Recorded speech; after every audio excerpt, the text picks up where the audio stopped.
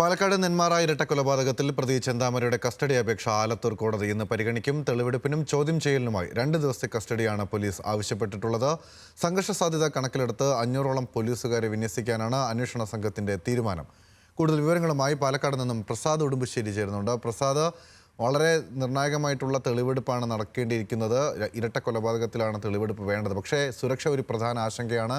പ്രത്യേകിച്ച് ഈ അറസ്റ്റ് ചെയ്യുന്ന ഘട്ടത്തിലൊക്കെ തന്നെ വലിയ തരത്തിൽ പ്രതിഷേധം ഉയരുകയും ചെയ്തിരുന്നു.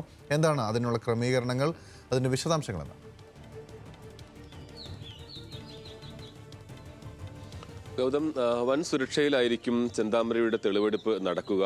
ഇതിൻ്റെ ഒരു പ്രധാനപ്പെട്ട കാരണം, ചെന്താമരയെ അറസ്റ്റ് ചെയ്ത ദിവസം നമുക്കറിയാം, നെന്മാറ പോലീസ് സ്റ്റേഷന് മുമ്പിലുണ്ടായ സംഘർഷം.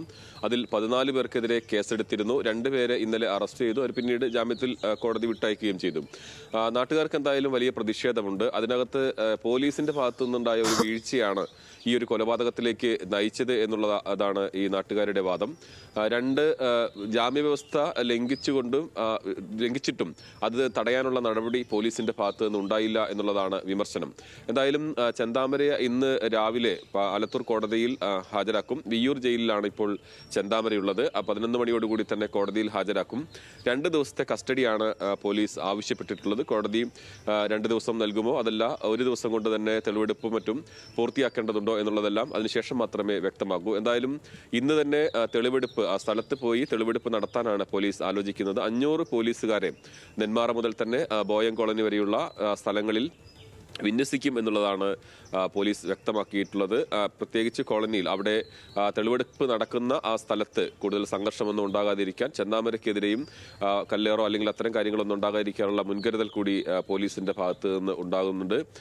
എന്തായാലും ഈ കേസുമായി ബന്ധപ്പെട്ടുകൊണ്ട് ജനുവരി 27-നാണ് ഈ കൊലപാതകം, നാടിനെ നടുക്കിയിട്ടുള്ള ഇരട്ട കൊലപാതകം നടക്കുന്നത്. 28-ാം തീയതി തന്നെ ചെന്താമരയെ പോലീസിന് പിടികൂടാൻ കഴിഞ്ഞിട്ടുണ്ട്. പോലീസിന്റെ വീഴ്ചയിൽ അവിടുത്തെ CI സ്റ്റേഷൻ SHOക്ക് ഉൾപ്പെടെ അച്ചടക്ക നടപടി നേരിടുകയും ചെയ്യേണ്ടി വന്നിട്ടുണ്ട്. എന്തായാലും വലിയ സുരക്ഷയിൽ തന്നെ ഇതിന്റെ തെളിവെടുപ്പും മറ്റ് ചോദ്യം ചെയ്യലും എല്ലാം തന്നെ നടക്കും. ശരി, പ്രസാദാണ് വിവരങ്ങൾ നൽകിയത്. പാലക്കാട് നിന്ന് എന്തായാലും വലിയ സുരക്ഷയിൽ തന്നെയായിരിക്കും ഇന്ന് ചെന്താമരയുമായുള്ള തെളിവെടുപ്പ് നടക്കാനുള്ള സാധ്യതയുണ്ടാവുക. കസ്റ്റഡി അപേക്ഷയും ഇന്ന് കോടതി പരിഗണിക്കുന്നുണ്ട്. വിശദാംശങ്ങൾ നൽകുകയായിരുന്നു പ്രസാദ്.